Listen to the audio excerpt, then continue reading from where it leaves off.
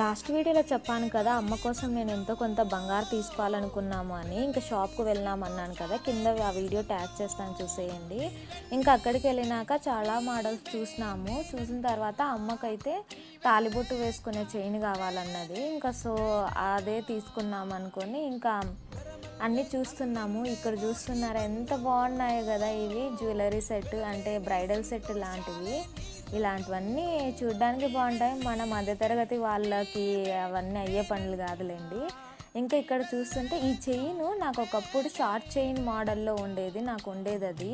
అయితే 2 ఇయర్స్కే తెగిపోయింది. ఇంక అందుకే ఆ మోడల్ వద్దులే అని. కానీ చూస్తే చాలా బాగుంటుంది ఆ మోడలు.